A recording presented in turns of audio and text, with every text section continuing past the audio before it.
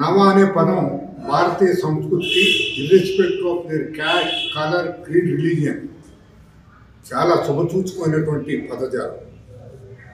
అందుకనే గృహ నిర్మాణానికి ముందు నవధాన్యాలు చల్లి గోమాతతో భుజింపు చేసి తర్వాత కార్యాలు ఎత్తుకుంటారు. ఈయన మన ముఖ్యమంత్రి జగన్మోహన్ రెడ్డి గారు నవ అనే పదాన్ని ఉపయోగించి నవరత్నాలు అని చెప్పి నవరత్నాలను నవ మోసాలుగా చేసి ప్రజలకు ఇచ్చినటువంటి హామీలను 1, 2, 3 లెక్క పెట్టుకుంటా పోతే దాదాపు 85% హామీలన్నీ అమలు చేయకుండా ఎలక్షన్ మేనిఫెస్టోలు ఇచ్చినటువంటి హామీలను అమలు చేయకుండా పుణ్యం కట్టుకున్నాడు. ఆంధ్ర ప్రజానీకానికి శాపం పెట్టేశాడు. రత్నాలు కాదు నవ మోసాలు అని చెప్పేసి కొంత ఇన్ఫర్మేషన్ నేను మీకు ఇస్తాను. హామీలు ఏ గ్రామంలో ప్రయాణం చేస్తే గ్రామస్తులు అడిగితే వాళ్ళకి ఇచ్చే హామీ, మండల స్థాయిలో ఇచ్చే హామీ, జిల్లా స్థాయిలో ఇచ్చే హామీ, రాజంపేటకే కాదు రాష్ట్ర స్థాయిలో ఇచ్చినటువంటి హామీ ప్రతి పార్లమెంట్ హెడ్ క్వార్టర్స్ను జిల్లా హెడ్ క్వార్టర్స్గా తయారు చేస్తాను ఇచ్చినటువంటి హామీ.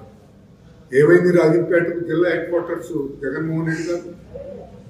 ప్రతి పార్లమెంట్ హెడ్ క్వార్టర్స్లో మెడికల్ కాలేజ్ అన్నారు. నేను ఆనందపడిన వ్యక్తిగతంగా మెడికల్ కాలేజీ వస్తే 500 బెడ్లు వస్తాయి. సామాన్య ప్రజానీకానికంతా అంతో ఇంతో వైద్యపరంగా లాభం జరుగుతుంది అనుకున్నాం. ఆ మెడికల్ కాలేజీ ఆడిపోయిందయా. 2021 నవంబర్ 17న మున్సిపల్ ఎలక్షన్లో మీ దౌర్జన్యం చేసి దౌర్జన్య కాండలో మీరు గెలిచారు. ప్రకృతి ఒప్పుకోలా. 17న గెలిచారు. 18 రాత్రిన ప్రకృతి అన్నమయ్య డ్యామ్ రూపంలో మీ నిర్లక్ష్యంతో గేట్లు తెరచకుండా కింది పక్క మీ టిప్పర్లు మిషన్స్ కొట్టుకొని పోతాయని చెప్పి చేసిన దానివల్ల అన్నమయ్య డ్యామ్ కొట్టకపోయింది. రాజంపేటకు నీళ్ళు ఎంత అత్తిరాల నుంచి వచ్చే నీటి పథకం పూర్తిగా ఫెయిల్ అయిపోయింది. రాజంపేటకి ఇచ్చినటువంటి హామీలు 1, 2, 3 కాదు. గతంలో 1200 ఇళ్ళు కట్టిస్తామని చెప్పేసి జాగాను అలాట్ చేయించాడు మల్లికార్జున రెడ్డి. 1200 ఇళ్లకు గాను 50 లక్షల రూపాయలు డిపాజిట్ కూడా తీసుకున్నారు. ఇల్లు ఇలా కనీసం వాళ్ళ డబ్బు కూడా ఇవ్వలేనటువంటి ఘనత ఈ మల్లికార్జున రెడ్డి గారికి.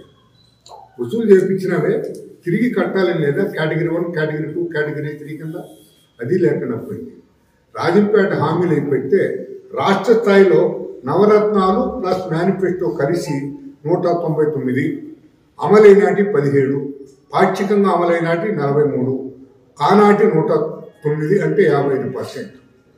పాదయాత్రలో రాష్ట్ర స్థాయి హామీలు 51, అమలు 1, పాక్షిక అమలు 6, 44.86%. పాదయాత్రలో జిల్లా ప్లస్ నియోజకవర్గ హామీలు 480, అమలైనాటి 3, పాక్షిక అమలు 9, పూర్తిగా కానీ 98%.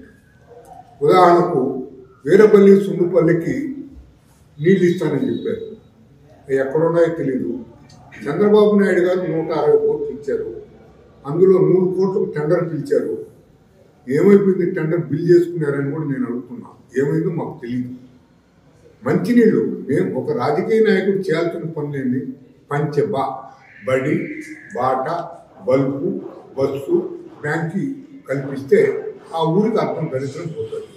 నిన్న అంగన్వాడీ స్కూల్కి ఒక ఊరికి వెళ్తే సానిపాయ దగ్గర రాచపల్లి అనుకుంటా, ఆ అమ్మ చెప్తున్నది, అయ్యా బిల్డింగ్ కట్టారు, పేరు గుర్తులేదు, పూతలే లేదు, కింది పక్క బండలే లేదు, మా బిడ్డలు ఏడ కూర్చుంటారయ్యా, మీరు ఒకసారి మా పేరు చెప్పకుండా అవి పూర్తి చేసిందిగా ఈ గవర్నమెంట్ చేస్తుందని నమ్మకం లేదు.